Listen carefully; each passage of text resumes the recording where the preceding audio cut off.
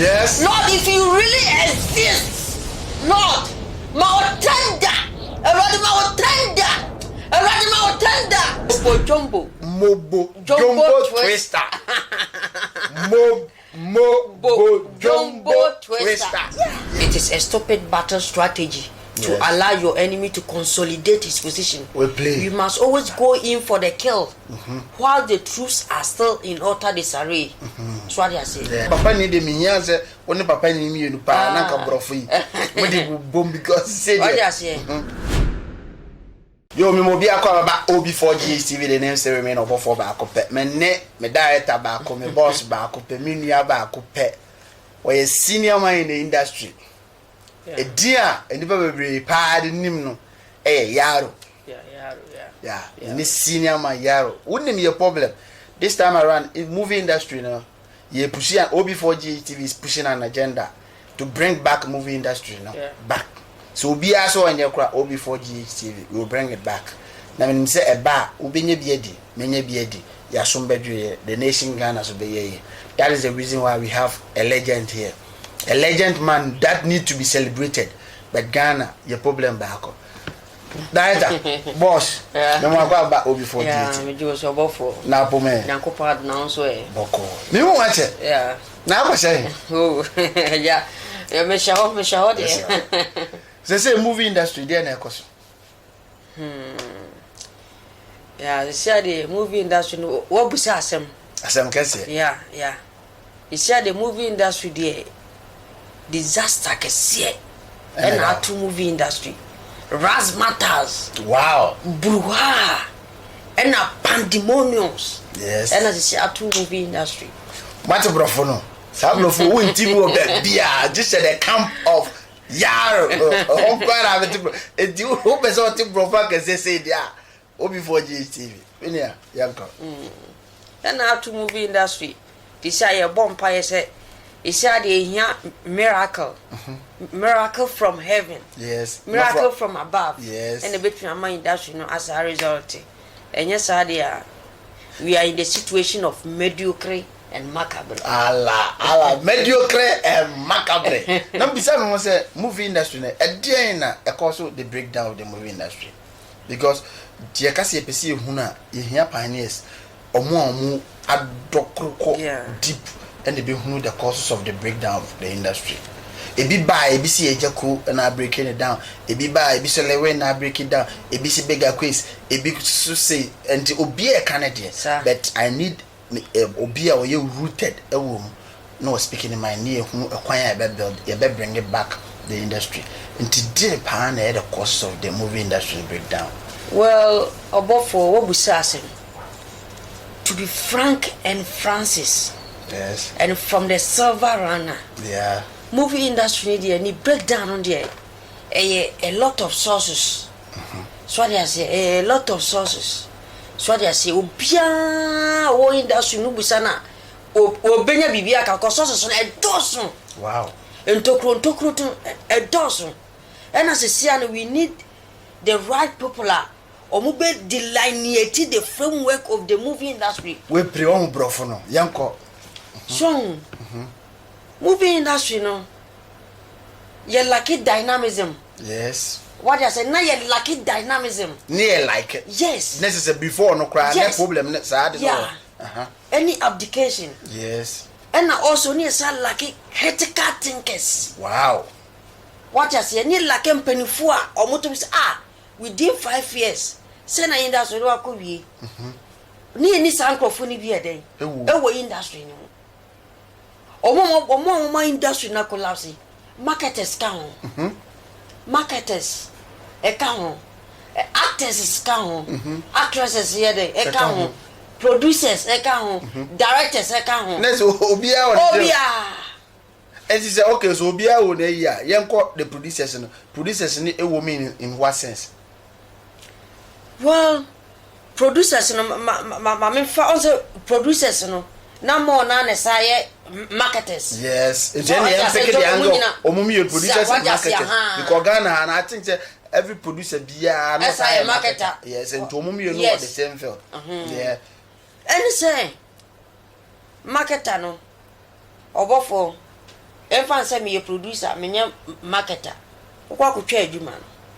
And now say producer and another marketer no. One artist you another one star way a year jumenti. So who could try you man as all the Jumana bread and say 1 to 1. So would the preview copy bread and us was share Jumano. Na say a Jumano a year crana say one on the favorite star no the year Juma always no new one. No I catch was a cocoa Chinese him. Next is a concept and Fano cry was by force. What I say, cocoa Chinese him. Wow. Minimum to say Calmo Day. Wakasa send you cratch them da. Yeah. And different but maybe the end make campus for be about it was a cocoa Chinese as no wrong say. I didn't know we are Jenny. But when him say when him I what I say. Now one so make us say beer. Who says can who is scanner? What I say, and now was scanner quana. Oko feni pana story no si Chinese shame no. Oh, it's not the beer the neighbor yet. This was a sad story no. Na sad ni pani be dey. Ebe shame. Esa na Emma story no enye genuine. So what I say, Emma the unique and answer the quality of a what I say. Yes. Ebe decline. Yes. Oh, tini na I can we near the aspect of the directors and marketers. And no more market and what you Jumana Krana Jumana Watono. 7 years old do sika crab and mount. Maybe I just what I say. Bayasem. Up to now, me dear Juma by 2010. Up to now, market tabi. Edimeka Titiscano 11 million. Ghana, our beloved country. We are doomed forever. See, I'm to train near self-centered. See, I bet you young Kwani Botuma. O man be baby. Sorry, I say, and as a uba stars and also aspect now. Oh, yeah, me pa because I'm a controversy this time around.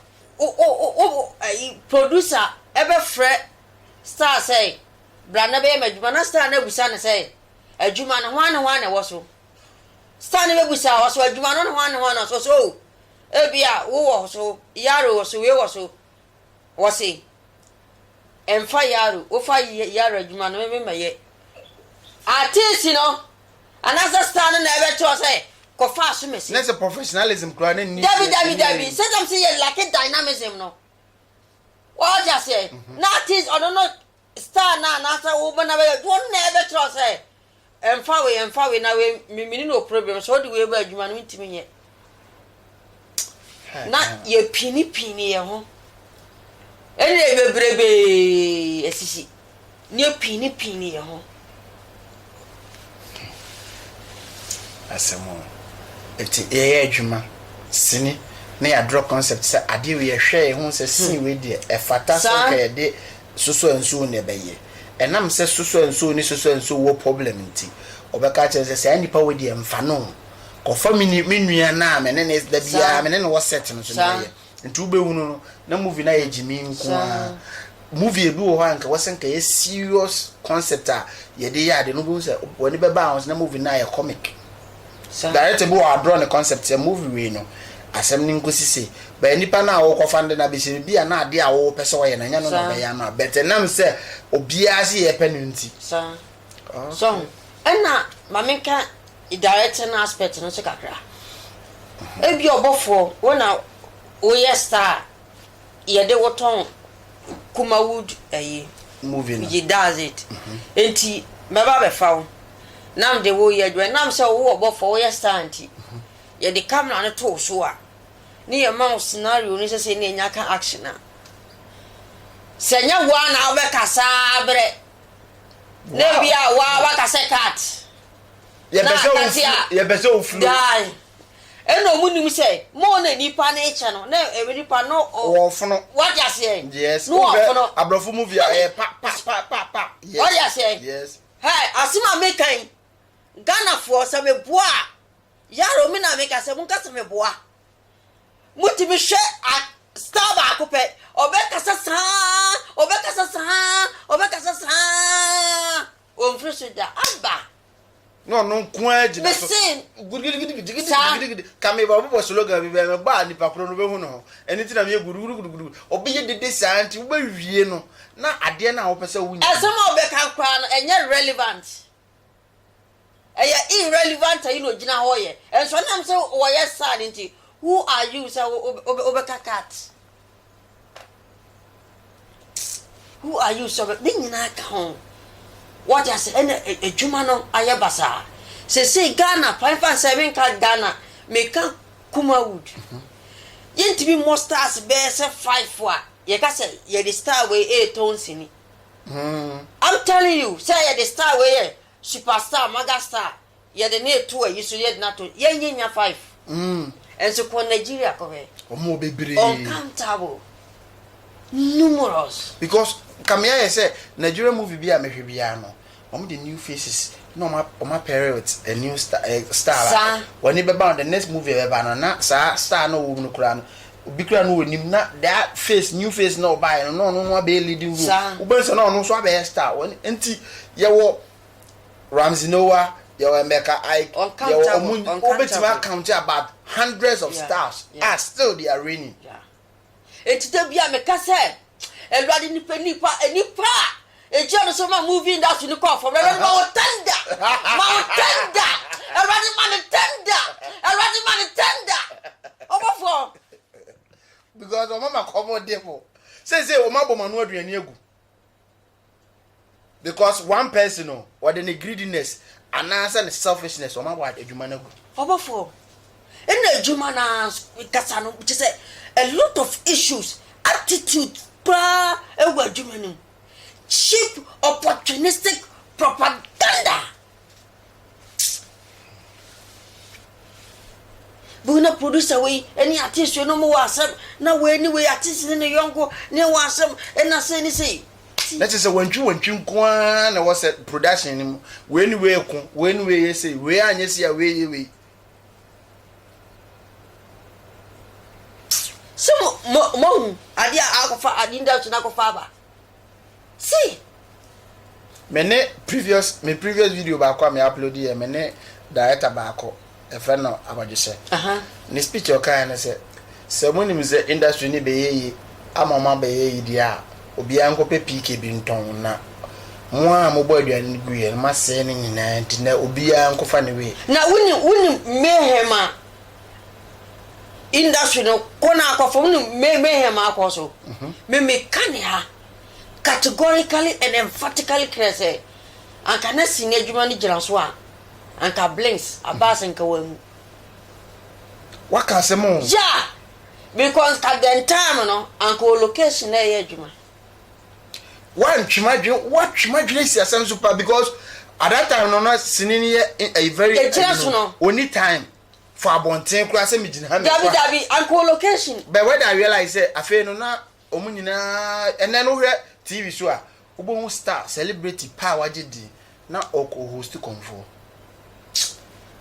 very very appalling. I was very sad to see a very respectable artist when yini wo grey hair na o host convo very very abysmal me real koi papa nya mianim no kure ni papa me respect ni pa but na ot TV so a host convo industry ni kan gina so a anka blinks Atarenchem na eto na ofri mo no. Oh, I'm telling you. Because Abbas was a person be no very energetic. Na enka nye nne na nka yade be bona. Dabi. Anka sai yi na okoye na tutrasem na oye na ofri mo no. Anka sa de nkokoye de o. Anka sa station na wo ye adwuma na olodu no man kokoye de o. Kokoye de o. Anko set penny. Because other said, atena say ati oye said the designer anko we adwuma ho anka on atekwa na anko ye different no anka sade nkan ba hu adia in industry no akoso me say a lot of producers now a lot of actors now ye lament ye bre papa I'm telling you ye lament papa ye bre ni entimi ya dai enka ye bro enti industry ni de me say right now ne dear a miracle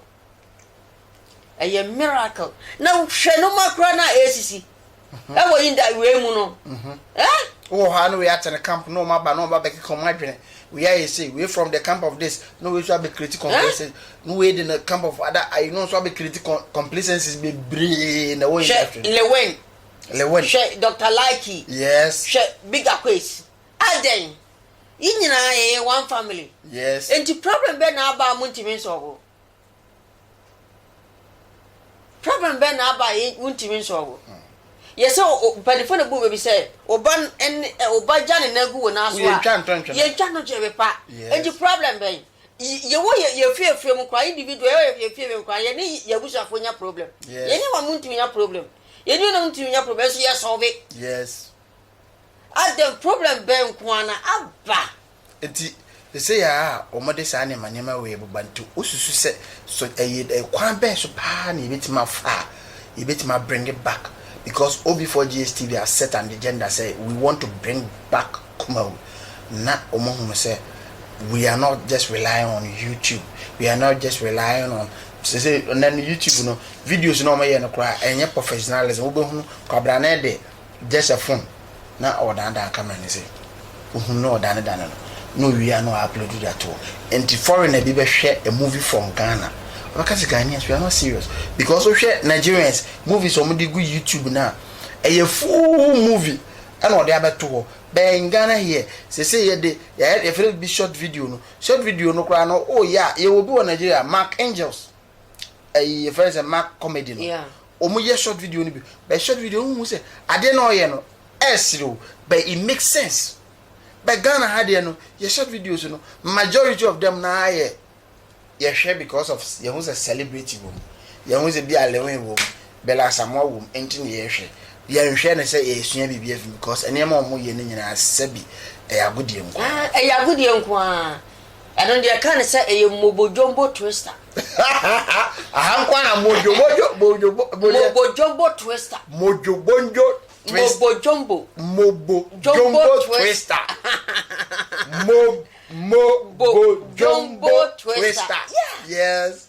What I says you pay you never twist ya. You commercial break. You buy one to ask. Any yaro Steven and it didn't come. Then come on abobo so drew kwan ya be fa so a betima pagya industry because that is the agenda OB4 GSTV. Ya set to say you pesi pushi echo I mean making sure say the movie industry is back and everybody has a peace of mind. Said ever you know now Lazan obi abenya ne enti kwa be na director e be fa so a obi asundwe to my industry on say sisi no akoye say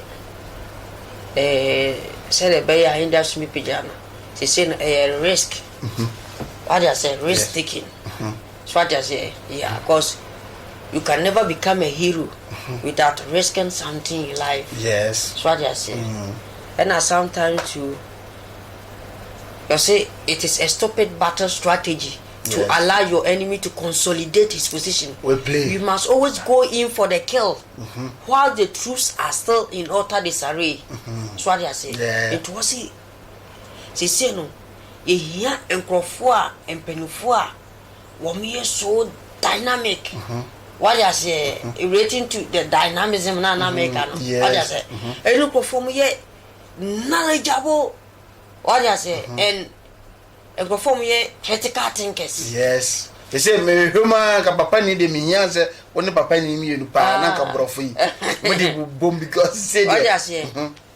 Na omunye ni nyina ye nkabum. Yes. So what I say, ye kabuma because bibia no e unity. Yen kabomu you see empanifo ne bobi say prayer kra no uyi ba kwa ne bu na ukaboma ye kabomu dia ye hodin yes basa yanka mo na ye toke obi a individualistic idea ene enkosi yaga o se nyina ne kabomu ye empanifo no miracle forms mo ne empanifo na o mo dada no mi nyina anya de yen kabomu jusu say aso ma disappoint mo na say de empanifo no oh, see you now, because you know, be disappointed, what do I say? You know, so be disappointed. Be disappointed. Star disappointed director, disappointed producer. Okay. And now, what I say to ye Kabu Musana. Ni ye cause also ye person ye sabana, ye ni a tonka, sa, decoder. As assassin. Now, me imagine say. Decoder no say komu omo de bana so mu create no campaign for mu create yibi mana CD bi hye what you say yes me kwa me no ya adwene on ka CD wase because obi dum ni decoder akoso DVD ana akoto DVD foforo na be den pa so beto cassette hwe me de cassette ko floating e wo western region CD sinam de ko na mia movies woman bi tobi o si brother wa mama ya mama me de mintimi enye enti cassette bi aba me ntobi because me sure say ebi amekwa ko tutu aye na me de ahyem na ama me nyo obi ama nya wa connect ni decoder wa connect dada David enti ye kreti sa ayi ne ma sa decoder na ebe bo pa neseka aban kreti decoder new decoder mra na na ka obi a o decoder ni bia na yen swap that what you say e bia okay decoder new one na aban bia ba na bia 1.5 but wa o decoder ho no fa e bia 50 Ghana never old one na yenye na yema new one wa woni bi kura de o de 1.5 no abetu bi nka very nice because said e be ya DVD number ye no mo benye eye de him because wo to DVD no sa abetu decoder no ni use be yes oh ni use be din pa na pen drive so pen drive na de to me ni de emwa because pen drive no ne board ntu wiya wo de movie ne koton na sen o kwa koton na sen so je say movie ne de na ye movie na ye timi twa movie ya part 1 2 3 4 5 6 7 8 9 10 11 ade see ye ntwafu story ningo CD back so DVD ningo so yenya 1 2 3 4 no yenya 1 and 2 1 2 3 limit nancy is 1 other say part 1 and 2 and I say akwa echira 1 2 3 na ni nyina ewo DVD so na say ni nyina wo DVD back so yes on say DVD no na ho de na 4.7 and the space na wo mno so asene you know VCD is 700 and we have 4.7 dear so na yenye rules and regulations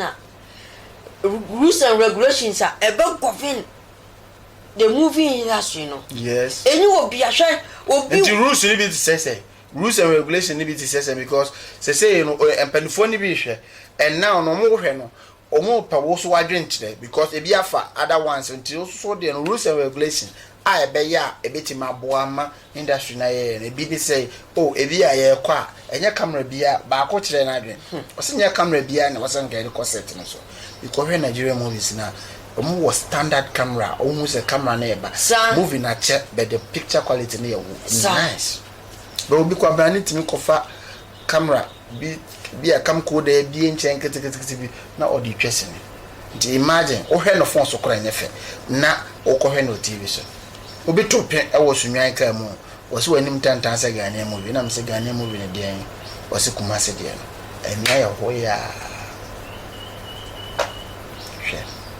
Venice movies who said the kind of pictures on there but the story in your crowd or heard the quality of image in there but you will love to watch it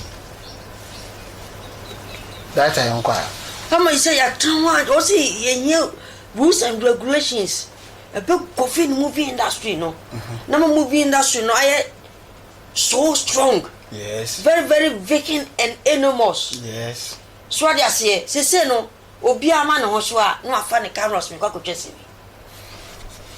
obi ama na ho so a no afa ne camera no afa yi was me kwa kotwese ni sanko no si ye mra why ye be chiw a wo show baby say ni si abaye any poorly work bi na se wosenka obete guild ana so obete production bi ya create an association na obekwa forms will be a movie industry your friends a Ghana Film Association wako register say my register production edini maybe BIS intact into all rights so using utwesene nti se only writer ye bani bisa wo license chese wo so utwesene we woni bia na acho and o say yenya board bia board to che obi wie ne script a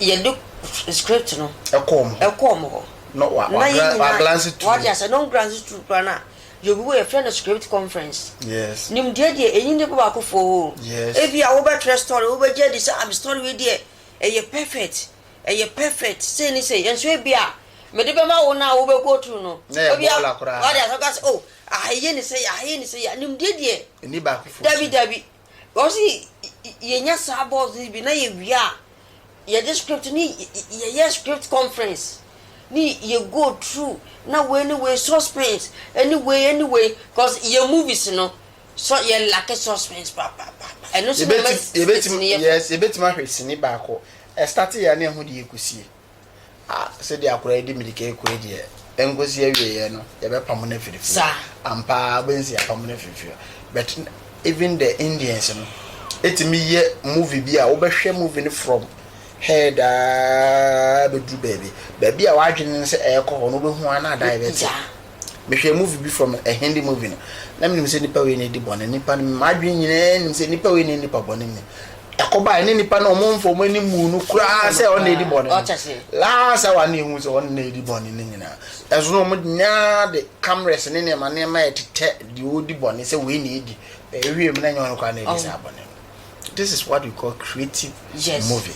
Be die started part 1 and ehun die kwa kwese oni me started me industry ni encrophobia na na enti ye ko yanim na idu ba bi na omoti omo tomoti omo no na producer na no omo na ebe ye adwuma na producer na so omo involve me na omo se da omo involve me omo ni me party we se dia eni eno an so be it enti de ko ene say producer ni wusa guy na otin no no money no ko ye adwuma no so script uni script tre was ya media ni me train twi o twi akenka graphic see oso train twi na o train chomo ko mo ye twi news cassette no ya train brofo na mo what you say yes see entubo se nipa we no o ko te sankrofo bi na ne nyina na ka ho na industry no o say no enti ye pompa ye say urade ehunu ye mobo boni bia ya ye bia na ibia ma industry na akolapse ma industry no ye hu ba bia e ko na urade moaye na urade nyi empanimfo papa ema ye because we lack critical thinking. Yes, because a juma do na minu mi no. Yes, because God interference in there. Just yes 30% and I said yeah also push ya no yes enti what I say oh na we omokoto see this no so omokoto movies no ko he no obu o hwa okwa o se me parties we oh ye nyina enti empa ne ebone se ruade moae na industry no en result yes so I say sa ne won ma e ba Ezekiel so e ma wo ka che enumpe ni se munya nkwa honam ba enumpe ni mu mo sorry you know sa honhom na en result until now no life after movie sinini edampe abra what is it in fact so dubious malicious merciless and at the same time atrocious what a bravo no what then e Awurade Nyankopɔn na adom na because manu aduane no mabo atrogu sa de yemi ja no kra na say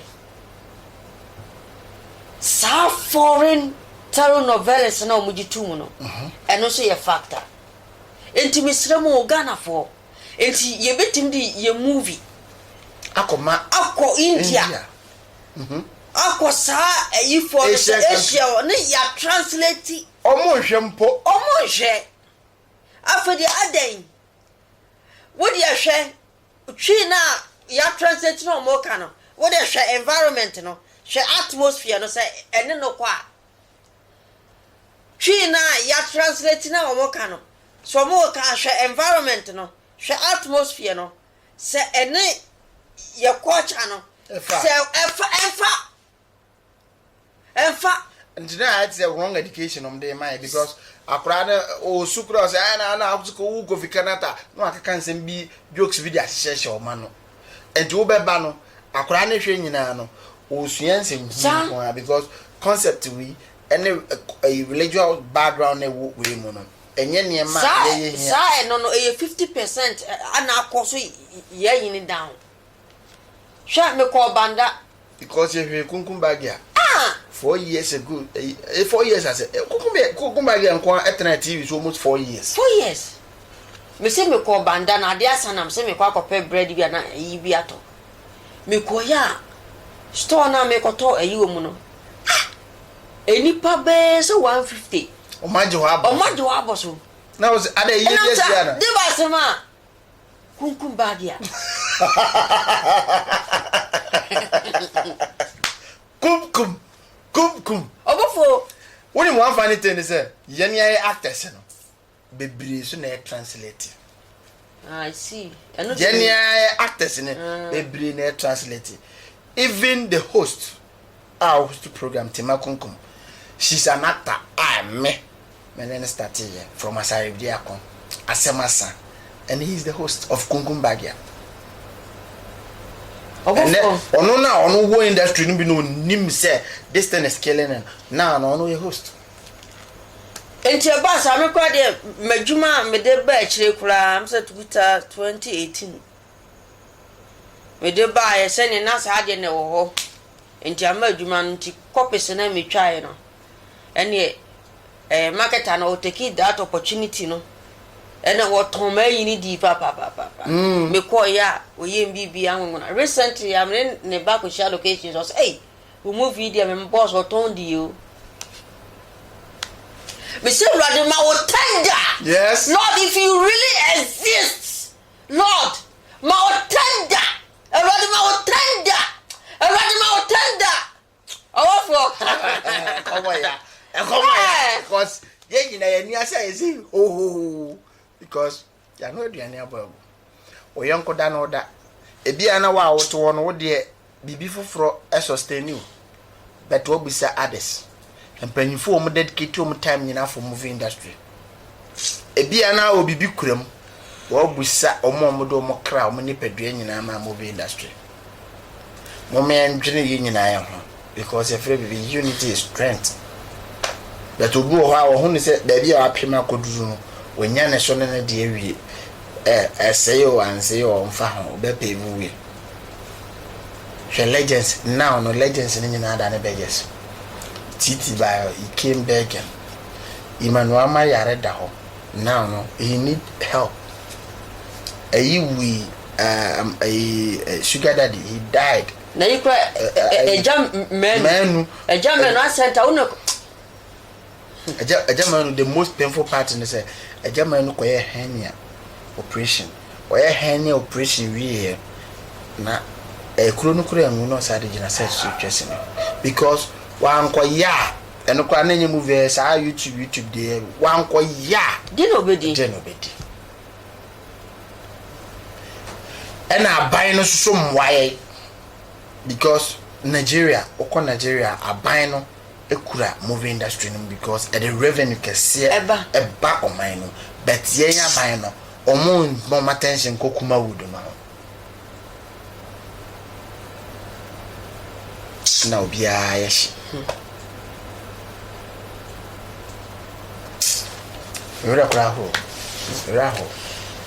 asem tidi asem na obaka kira ban because asema meka ne say ye nyina no movie industry nyina do obia free ni fie but ye nyina ni share as one family yes me de yemfa obi ka say me che was discrimination wo movie industry na no kwa na say no kore discrimination papa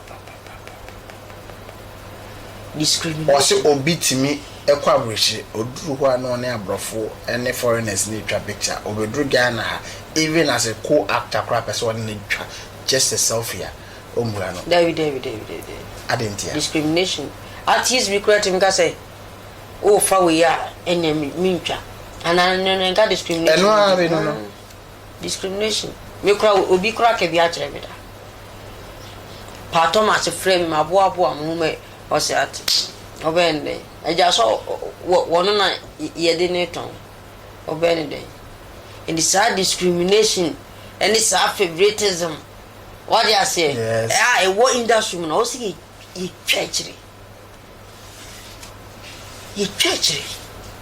Rasanene Lewin bigger quiz although be free na bushie mu de but movie industry no umi nyina yemfa odo kruye umi mre ho ase e de said na first net no umi no do ye ho efa yenkosi hwe Bible saying wo achi atemu yes entimi busa say seme me ne me artist wo problem na se mi wu a ebetimi esi mi heaven anokwan yes what you say ebetimi esi mi heaven anokwan yes enti say ya dwene heaven ho dia ya dwene say heaven na wo ho dia ene ema reconciliation enya dwuma me de futu America no the legend Bob Marley na kan asem or say my advice I'm giving you is very small like a mini skirt. Also mini skirt is shapa. And so be a mini skirt e cover no. E very vital. Intimacy e work to the wise. It's shapa be a kata vital place. Yes. E work to the wise. It's enough. Ni nyina chi after him moving that's when nyina chi no. You be you a hine ye ko you ko buaten. The yeah, ebe me akọ heaven and the yeah, emi anko heaven. Hell is not a good place for human being. Enti yemfa ye nsi heaven zintawa ni probably o bia no. Umientumu. Na ye no do ye ho. Na yemfa ye ho nyina ma Awurade. Na ebesi yi Awurade nhyira. Amen. Na ebesi ye Stella no before GTV ne director Yaro ne di nkomo ne atwetwe nkomo na mo bie key so am ye hunu se oman Ghana ehia kwan bebre ebetima fa so ama the movie industry bounce back. Bounce back it depends on you and me. You need discrimination free abrabum. Sir. You know your home. Because what the Bible even says, wash a prophet a man if you gain the whole word and loses your soul. Your legend be no more movie industry now near show more. They are no more. Yeah. It means definitely one day you two you go. Yeah. And to me, you are saying more about you will be what they were even young, but more accident can crying. You the late Susie Williams. Or you was no young, but Okono Kwajim. Kwame Uswansa was young at no or one age and none who dinner no near ready sober. Oko can cry no who we Bishop Bernard Nyako. Now one in very a critical time more like Oka Sembi. The last video here and son was say Mom Mwabia Boame. Answer and share a mammy answer. It is also one will be war industries of a boy maybe. Born at a time now we hear on one and train among Koyam when 8 years. Say, we are no more yet casket fair. No meaning could go now hono be a quaterna cassism. Hono be a quatres of Wessica, a hono be a quatres of ye. By that time, Nippanetias and an uncle pay just even 100 Ghana, 50 Ghana to solve the problem. Ma'am, one. But we and the Moko to scale go. I be before me and wise up. Chia adophobia or so chairman. Well, Michelle fans. Michelle, we be Ghana man, and Michelle Bushan from Chamma, maybe I will be Michelle director. What? Yes. Yeah, what? I really like it. What? Maybe I will be Michelle Raja go on Ghana man, amen. Share with your phone, Obi for GHTV fans in Michamo.